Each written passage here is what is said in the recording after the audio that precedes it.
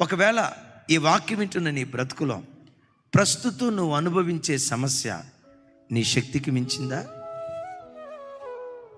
నీ అప్పుల సమస్య నీ ఆదాయానికి మించిందా?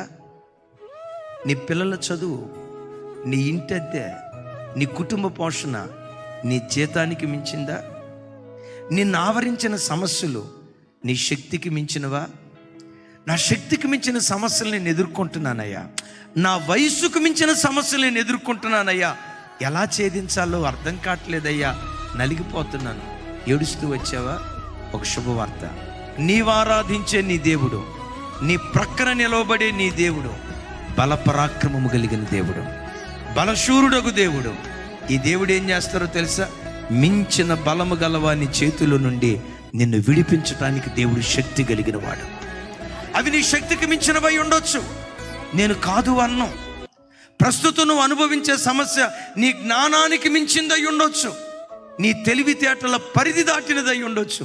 నేనంట నీ బలానికి మించిందేమో కానీ నీ దేవుని బలానికి మించింది కాదుగా. నీ శక్తికి మించిందేమో కానీ నీ దేవుని శక్తికి మించింది కాదు కదా. దేవుని శక్తి ఎదుట ప్రపంచంలో ఏ సమస్య అయినా సాగిలపడాల్సిందే. తన బలానికి మించిన సౌలు చేతిలో నుంచి దావీదుని విడిపించలేదా? బలానికి మించిన సింహం చేతిలో నుంచి దానియేలుని విడిపించలేదా? వాళ్ళను ఎలా విడిపిస్తూ వచ్చాడు. ఒకవేళ నువ్వు బ్రతుకుతున్న చోట ఎవడైనా నిన్ను దోచుకోవాలని ప్రయత్నం చేస్తున్నాడా? బలాత్కారుల చేతిలో పట్టబడ్డావా? నీకు రావాల్సిందే నీకు దక్కకుండా ఎవడైనా దోచుకోవాలని ప్రయత్నం చేస్తున్నాడా? ఎవడైతే నిన్ను దోచుకోవాలని ప్రయత్నం చేశాడో వాడిని ఎదుర్కోగలిగే, మానవ భాషలో చెప్తాను, వాడిని ఎదుర్కోగలిగే దమ్ము నీకు లేకపోయి ఉండొచ్చు, ధైర్యం నీకు లేకపోయి ఉండొచ్చు. ఆ సమస్యను పరిష్కరించడానికి నీ ఎదుట నిలవబడిన శత్రువు నీ బలానికి మించిన వాడై ఉండొచ్చు. సింపుల్, నీ వేద్యాన్ని దేవునికి అప్పగించు.